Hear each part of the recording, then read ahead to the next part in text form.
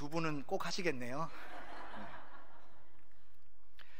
올해 저희는 다음 세대에 우리의 소망을 두겠다라는 목적을 가지고 이제 한 해를 달려가고자 합니다. 다음 세대에 소망을 두겠다고 하니까 여기 계신 분들이 상당히 기분이 안 좋으신 것 같아요. 왜냐하면 여기 계신 분들은 제가 싹 살펴보니까 다음 세대에 해당되시는 분이 별로 없으신 것 같아요. 그래서 아니 우리도 좀 신경 써주지 왜 맨날 다음 세대만 신경 쓰나 라는 것 때문에 속상하실지 모르겠지만, 다음 세대가 잘 되는 것이 바로 우리가 잘 되는 것이기에 다들 넓으신 마음으로 이 다음 세대에 소망을 두고 달려가실 줄 믿습니다. 한국교회의 미래가 어떠냐라고 많은 사람들이 책을 썼습니다. 그런데 안타깝게도 그 책의 내용들이 그렇게 썩 좋은 전망만 적혀 있지는 않다는 거예요. 특별히 2040년이 되면 한국교회가 어떻게 될 것이냐라는 전망의 책들은 다 비극적인 이야기들로만 가득 차 있습니다. 더 이상 교회 젊은 세대들이 하나님을 믿지 않는 상황이기 때문에 지금의 하나님을 열심히 믿는 세대들이 은퇴하고 주님을 만나러 가게 되면 교회에 남아있는 자가 누구이겠습니까? 라는 내용으로 기록이 되어 있습니다. 아마 제일 먼저 타격이 있는 것은 재정적인 부분이겠지요. 열심히 하나님께 헌금하시는 분들이 은퇴하시게 되면 아무래도 11조를 하기가 어려우시니까 교회는 재정이 부족하게 되고, 부족한 만큼 건물조차 유지할 수 없는 상황이 올 것이고, 그러면 어쩔 수 없이 교회는 건물을 처분할 수밖에 없는 암울한 미래가 있습니다 라고 기록되어 있습니다. 그런데 재정보다 더 심각한 것은 사람이라고 하겠습니다. 오늘날 많은 교회의 구성원들을요 이제 이 연령별로 그려보면요, 제일 좋은 것은 이제 피라미드식이겠죠. 맨 위에 어르신들이 계시고 넓은 영역을 차지하는 이 밑에 부분에 이제 젊은 층이 있거나, 또 피라미드식이 아니라면 마름모꼴로 이런 식으로 돼 있어서 가장 교회 주력이라고 할 수 있는 20, 30대가 가장 많은 교회, 그 교회가 건강합니다 라고 이야기할 것입니다. 그런데 오늘날 대부분의 한국 교회는 역삼각형에 가까운 형태로 되어 있습니다. 즉 어르신들은 많은데 자녀들은 별로 없는 그런 구조로 되어 있다는 것이죠. 그렇기 때문에 10년, 20년, 30년이 흐르게 되면 교회에는 점점 숫자가 줄어들 것이고, 교회에서 열심히 봉사할 만한 사람도 없을 것이며, 나아가서 열심으로 사랑으로 전하는, 또 말씀을 선포하는 목회자들도 그렇게 많지 않을 것이다 라고 전망하게 됩니다. 이런 이야기들만 들으면 어떤 기분이 드십니까? 빨리 주님을 만나러 가야지, 이런 꼴 안 보려면 빨리 주님을 만나러 가야지 라는 생각이 드십니까? 아니면 어떤 분들은 애통하는 마음으로 하나님, 우리 교회를 불쌍히 여기시고 우리를 긍휼히 여기셔서 다음 세대에 하나님을 향한 믿음과 사랑이 넘치도록 흘러가게 해주십시오 라고 기도하시겠습니까? 하나님이 사랑하시는 우리 한영교회 성도 여러분들은 이렇게 기도함으로 오늘도 눈물로 밤을 새시리라 생각합니다. 오늘 본문의 말씀은요, 잠언의 말씀을 통해서 우리에게 주어진 하나의 사명을 소개하고 있습니다. 오늘 말씀은 마땅히 행할 길을 아이에게 가르치라 라고 되어 있는데, 이 본문에서 가장 먼저 나오는 단어는 가르치라 라는 명령형의 단어입니다. 즉 하나님께서 오늘 잠언의 저자를 통하여서 오늘의 이 시대에게 주시는 말씀 첫 번째가 가르쳐야 된다. 이것은 너희가 해도 되고 안 해도 되는 선택의 문제가 아니라 무조건 순종해야 되는 명령이다 라고 말씀해주고 계시다는 사실입니다. 그러면 무엇을 어떻게 누구에게 가르쳐야 하는가 라는 말씀을 좀 생각해 보면요, 먼저 아이에게 가르치라 라고 되어 있습니다. 아이 몇 살이라고 생각되십니까? 몇 살부터 가르쳐야 됩니까? 그래도 얼추 말을 알아듣는 4살, 5살, 요즘에 4살, 5살은 미운 4살, 미운 3살이라 해서 지질이 말을 안 듣는데, 제가 얘기하는데 굉장히 감정이 섞여 있는 거 느껴지시죠? 우리 막내 아들이 4살이거든요 지질이 말을 안 듣는데 이 아이들부터 말씀을 가르쳐야 되는가? 과연 이 아이에게 말씀을 훈련시킬 수 있는가? 라는 궁금함이 들 때가 많습니다. 근데 참 재밌는 것은요, 오늘 본문에서 아이에게 라는 말은요, 젖먹이를 말합니다. 태어난 지 얼마 되지 않은 몇 개월의 아이들을 말합니다. 그러면 이상하죠? 몇 개월의 아이들, 젖먹이 아이들, 엄마 아빠라는 말도 잘 인식 못하는데 이 아이에게 무엇을 가르치라는 말인가? 알아듣지도 못할 텐데 어떻게 가르치란 말인가? 라는 질문이 듭니다. 그런데 성경은 말합니다. 우리가 하나님의 말씀으로, 하나님의 진리로 자녀들을 가르쳐야 되는 시기는 아이가 초등학교에 들어가서 한글을 띄고 성경을 읽을 수 있을 때부터가 아니라, 아니면 한글은 떼지 못했지만 엄마 아빠의 기도 소리와 찬송 소리를 듣고 그것을 외워서 말할 수 있는 4-5살 때가 아니라 젖먹이 때부터, 젖을 먹이면서 이 아이가 이 젖을 통하여서 육체적으로 성장하지 않겠습니까? 커가지 않겠습니까? 이 젖먹이 아이는요, 젖 말고는 아무것도 먹지 못하지 않습니까? 젖먹이 아이한테 뭐 케이크를 먹여보십시오, 과일을 먹여보십시오. 어떤 일이 일어나겠습니까? 탈이 납니다. 젖먹이 아이에게는 젖만 먹을 수 있는 거예요. 그런데 그 젖먹이 아이 때부터 아무것도 할 수 없이 그냥 엄마의 눈만 바라보고 젖만 빠는 그 아이 때부터 가르쳐라 라고 말씀하고 계시다는 사실입니다. 갑자기 몇몇 분들의 표정이 어두워지십니다. 이미 늦어버렸는데 어떡하지요? 우리가 하나님의 말씀으로 가르칠 수 있는 것은, 그것은 사명이라고, 명령으로 되어 있으니까 사명이라고 성경이 분명히 말씀할 뿐더러 그 아이가 아주 어렸을 때부터 시기적으로 그렇게 가르쳐야 한다는 것을 말씀해 주고 있다는 것이죠. 그런데 무엇을 가르쳐야 됩니까? 6절 말씀에 보면 마땅히 행할 길을 가르쳐라 라고 말합니다. 근데 이 마땅히 행할 길이라는 게요, 이제 언어적으로 보면 참 재밌는 구조로 되어 있습니다. 그의 길의 입구라는 말이에요. 길의 입구. 마땅히 행할 길이라는 것은 길의 입구에서부터 가르쳐야 된다라는 말이죠. 저는 그래서 이 말씀을 읽으면서 이런 생각을 해봅니다. 아이가 어릴 때에, 정말 젖먹이고 아무 천지분간 못할 때에 이 아이 앞에 여러 길이 펼쳐져 있습니다. 1번부터 100번까지의 길이 펼쳐 있는 것이죠. 그런데 그 중에서 하나님께서 기뻐하시는 바로 그 길을 딱 선택해서 그 입구에서부터 아이에게 네가 이 길을 걸어가야 돼, 이 길을 이렇게 걸어가야 돼, 이 길을 끝까지 걸어가야 돼, 중간에 좌우로 돌아보지도 말고 되돌아오지도 말고 이 길만 걸어야 돼 라고 가르치라 라는 말씀으로 이해가 된다는 사실입니다. 사실 오늘날 우리 아이들이, 자녀들이 얼마나 많은 길에 노출이 되어 있습니까? 자녀들이 학교에서 노출되는 시간인 70시간이에요. 근데 자녀들이 교회 학교에서 노출되는 시간은 최대로 잡아도 70분입니다. 자, 70시간하고 70분하고 게임이 됩니까? 물론 교회에는 성령께서 역사하시죠. 하나님의 특별한 은혜가 있지요. 그러면 성령께서 역사하시고 하나님의 특별한 은혜로 우리 자녀들을 깨우쳐 주시기를 기도할 때 그런 역사가 일어나지 않겠습니까? 그런데 오늘날 많은 부모님들이 자녀들의 신앙 교육을 위해서 하는 일은요, 아침에 자고 있는 애를 깨워서 옷을 입혀서 교회 학교에 쑥 던져주는 거예요. 거의 대부분 아닙니까? 그렇게 아이들이 70분에 노출이 됐는데, 학교에서 70시간 이상 노출되는 여러 이야기들을 들으면서 어떻게 그 믿음을 가질 수 있겠으며 어떻게 그 길을 올바로 선택할 수 있겠습니까? 그리고 부모로서 우리는 한 가지 고민이 있습니다. 자녀들에게 이 길이 옳은 길이야, 이 길이 맞는 길이야 라고 이야기를 해야 되는데, 문제는 우리가 그렇게 안 살거든요. 자녀들이 제일 싫어하는 말이 뭡니까? 엄마 아빠가 그렇게 안 하면서 우리 보고 하라 그럴 때, 엄마 아빠는 늘 TV 보면서 애들 보고 공부하라고 할 때, 엄마 아빠는 집을 어지럽히면서 애들 보고 방 치우러 갈 때, 그때 아이들이 스트레스를 받잖아요.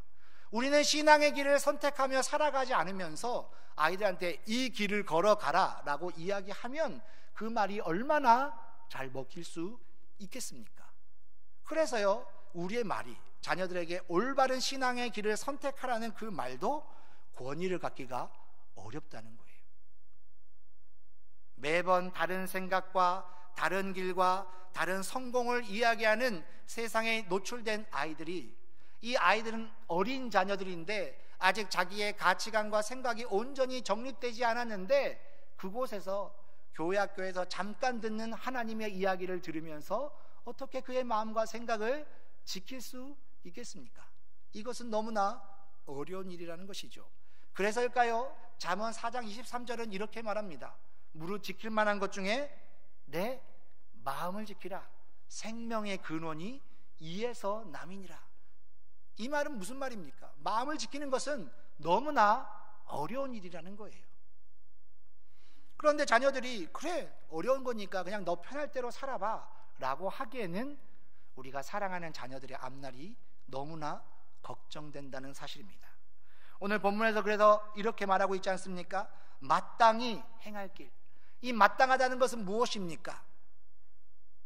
좋고 나쁘고 내가 하고 싶고 싫고 이렇게 선택할 문제가 아니라 무조건 그 길을 가야 한다는 것을 말합니다. 아마 마땅한 길, 이것은 좀 다른 말로 하자면 진리의 길이라고 하겠습니다. 이 진리라는 말은요, 히브리어로 참 재밌는 단어로 구성되어 있습니다. 우리나라도 이제 자음 모음으로 나눌 때에 자음이 기역, 니은, 디귿부터 해서 히읗까지 이렇게 자음이 있습니다. 히브리어도 자음이 있습니다.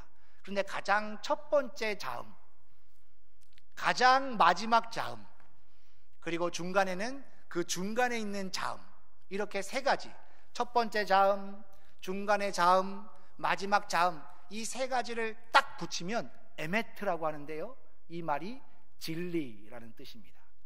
그러니까 이 히브리어 원어에서도 진리는 어떤 것이냐, 처음과 중간과 끝이 똑같다는 거예요. 그게 바로 진리라는 것이죠. 그런데 오늘날 세상에 진리라고 말하는 것, 어떤 것들이 있습니까? 막상 세어보면요, 그리 많지 않다는 것을 알 수 있습니다. 옛날에는요, 사람들에게 가장 중요한 가치가 명예라는 것이었어요. 명예롭게 사는 것이 참 중요했습니다. 아버지는 아버지로서의 명예, 또 교사는 교사로서의 명예, 목사는 목사로서의 명예라는 것이 있었습니다.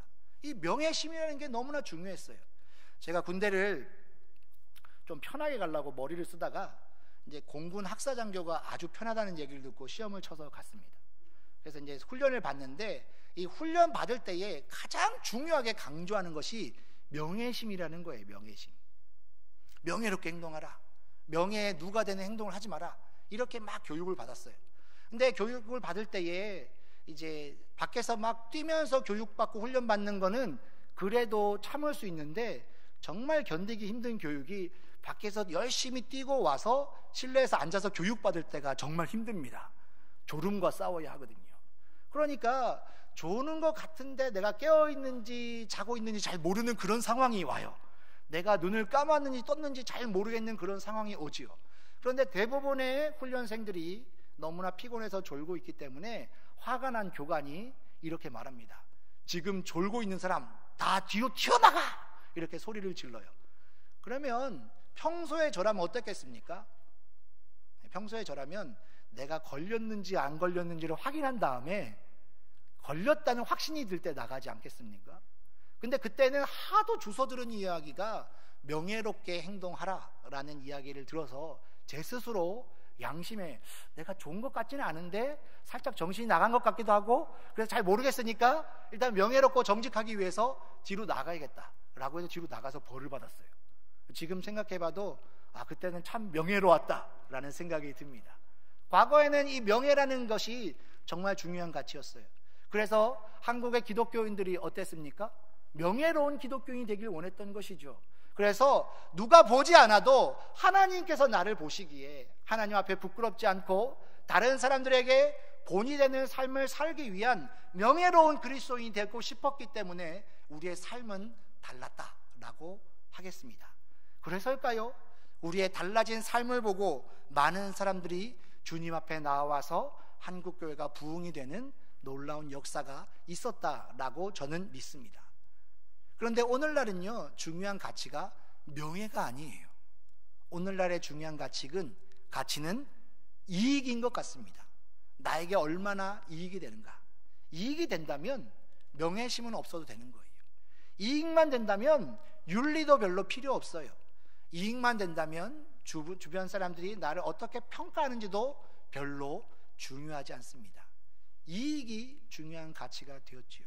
그래서 오늘날 학생들에게 무엇이 되고 싶습니까? 라고 질문하면 옛날에는 연예인이었거든요.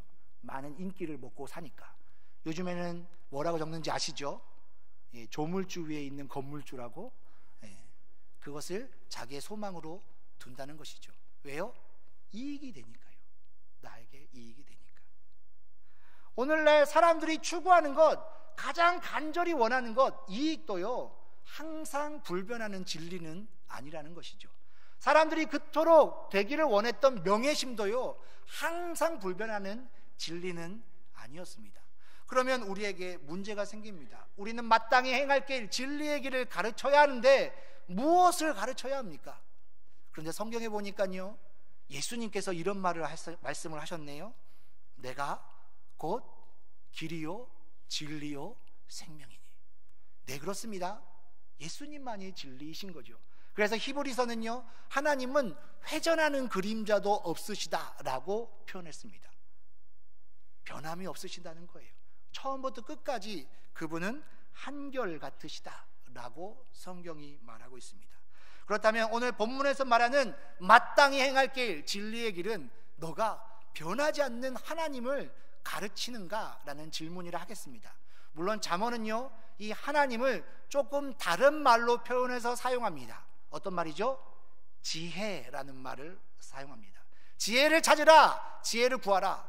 그런데 그 지혜는 바로 하나님을 말하는 거예요. 여호와를 경외하는 것이 지식의 근본이거늘 라고 말합니다. 거룩하신 이를 아는 것이 명철이니라 라고 말하고 있습니다. 마땅히 행할 길은 너가 하나님을 가르쳐야 한다.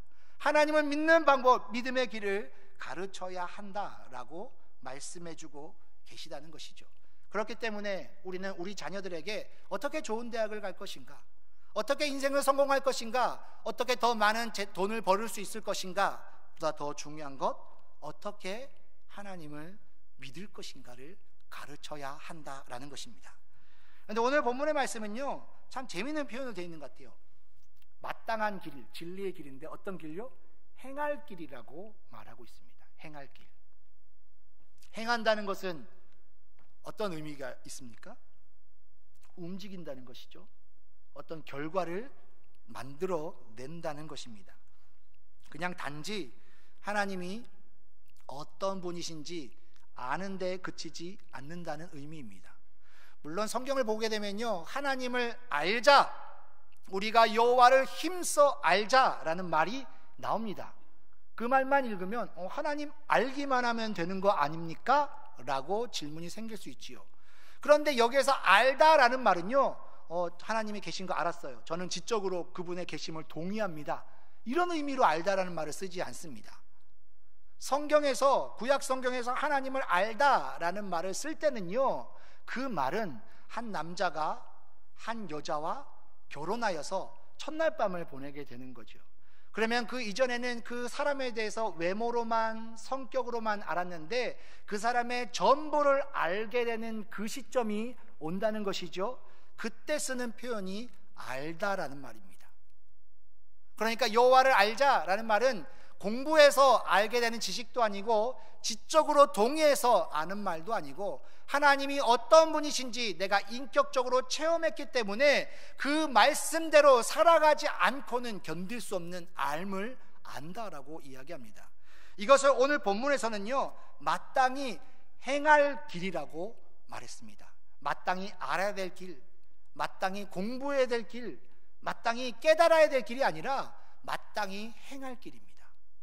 그러니까 우리가 사랑하는 자녀들에게 가르쳐야 되는 것은요, 근해 공식과 같은, 미분 적분과 같은 공식을 가르치는 게 아니에요. 19세기가 위대한 선교의 세기라고 불립니다.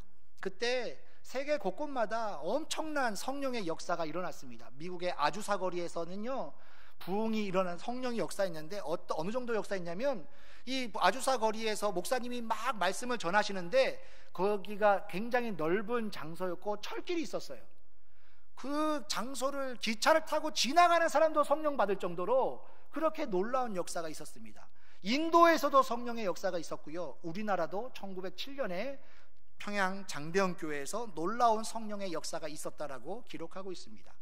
이 사람들이 성령의 은혜를 막 받으니까 어떤 일이 일어나겠습니까? 복음을 전하지 않고는 견딜 수 없는 것이죠. 그래서 해외 곳곳에 가서 모든 오지에 가서 복음을 전하기 시작했습니다. 그러면서 모토를 가졌어요. 우리 세계에 예수님께서 다시 재림하시게 하자. 천하만국의 복음이 전파되면 그제서야 끝이 오리라 라는 주님의 말씀을 기억하면서 온 세계에 복음을 전하면 주님이 재림하시니까 우리 세대에 주님이 오시게 하자라는 열정을 가지고 열심히 복음을 전했습니다. 그래서 많은 사람들이 예수님 믿게 되었어요. 참 감사한 일이죠. 그런데 이 복음을 전하는 행동에 유일한 부작용이 생겼는데, 그 부작용이 무엇이냐면 구원을 공식화해버렸다는 거예요. 제가 청년회 때에 이 구원의 확신의 문제를 저한테 가르쳤던 리더가 한결같이 했던 말이 있습니다. 예수님을 온전히 믿으면 구원받습니다. 구원은 당신의 행위로 된 것이 아니기 때문에, 믿음으로 구원받았기 때문에 너가 구원받으면 이후에 모든 죄로부터 자유할 수 있습니다. 물론 이 말은 맞는 말입니다. 그런데 이 말이 주는 폐해가 있었는데, 어떤 폐해냐면요, 나는 예수 믿고 구원받았으니까 이제 좀 막 살아도 된다, 약간 이런 느낌. 예수님 믿고 구원받았으니까 죄 지어도 회개하고 용서 구하면 되지 뭐, 이런 식으로 받아들이게 되는 것이죠. 또 청년회 때에는 이제 지성이 발달하게 되면서 이 구원의 문제에 대해서 많은 논리적인 이제 논쟁을 하게 되는데, 그 논쟁에서도 가장 중요했던 주제가 무엇이냐면 행위로 구원받는 것이 아니니까 이제 우리의 행위는 구원의 문제와는 거의 상관이 없다라는 그런 논리로 흘러가게 된다는 것이죠.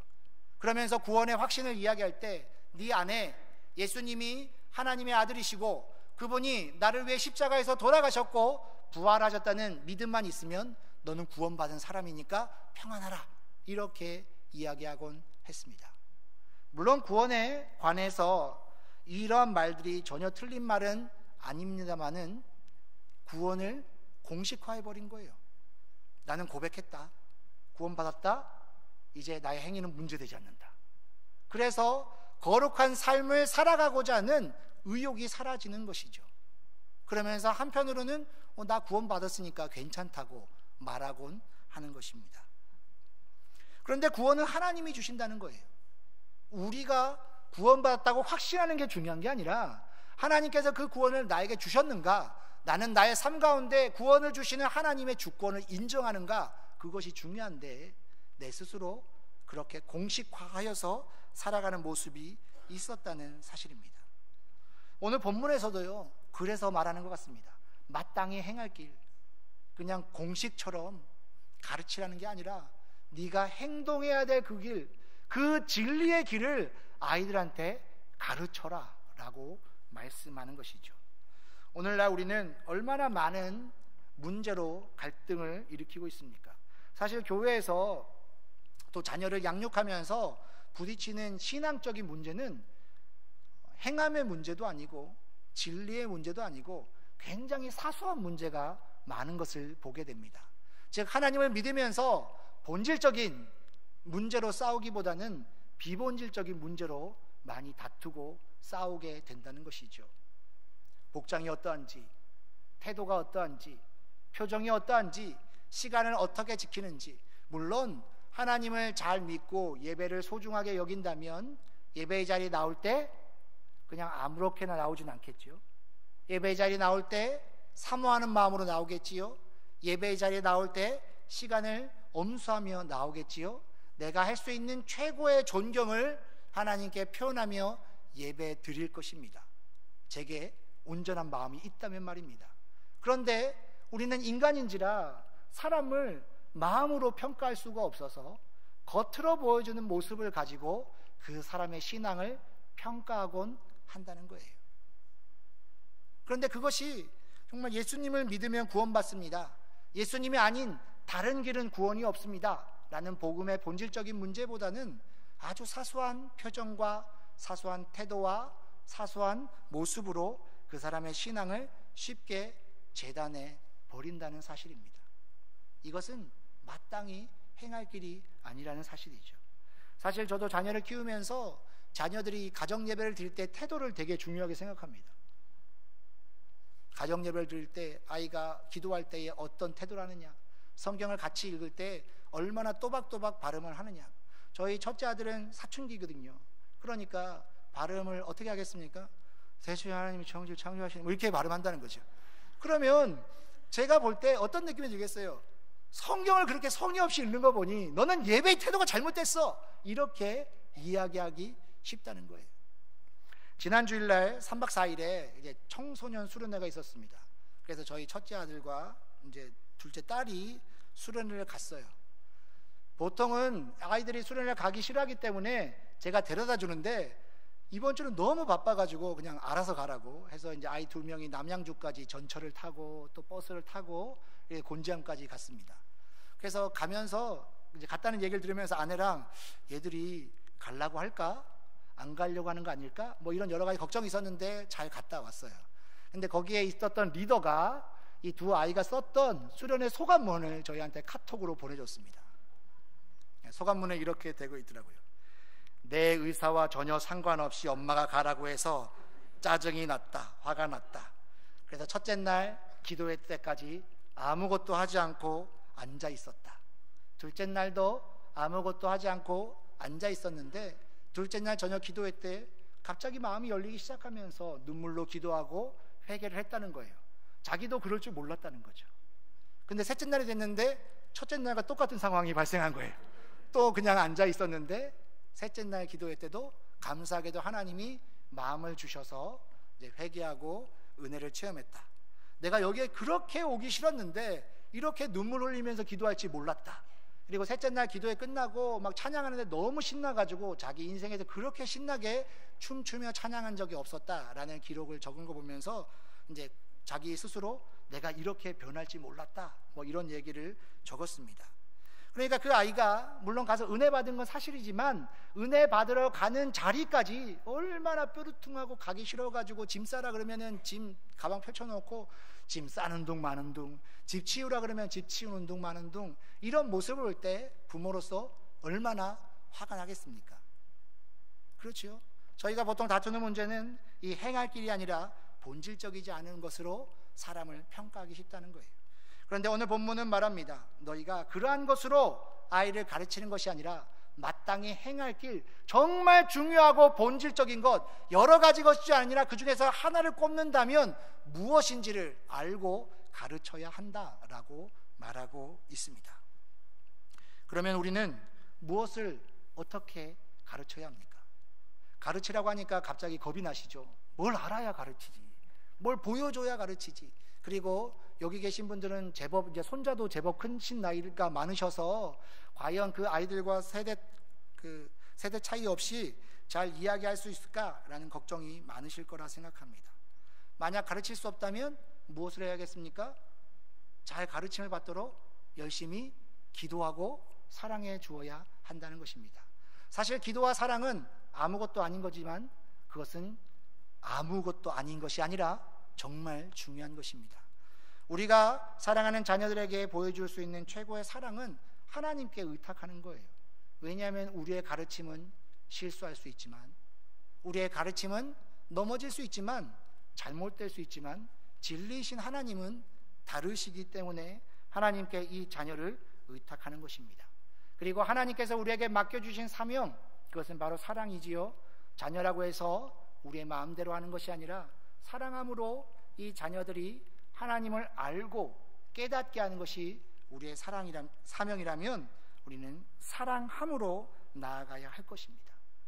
이것이 우리가 가르치는 방법입니다. 이제 올해 우리 한영교회는 한 해 동안 다음 세대의 소망을 두며 달려갈 것입니다. 이것은 선택의 문제가 아니라 하나님의 분명한 명령이고 또 한영교회 미래를 좌우하는 중요한 결정이 될 것입니다.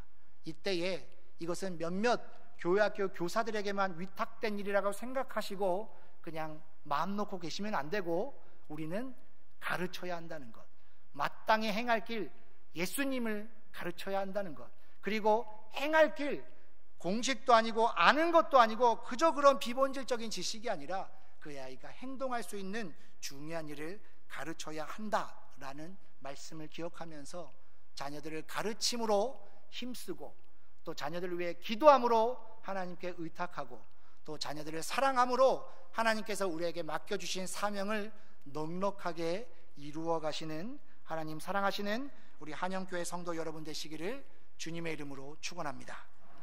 기도하시겠습니다. 사랑과 은혜가 풍성하신 하나님, 하나님께서 우리를 사랑하셔서 우리에게 예수님을 허락하시고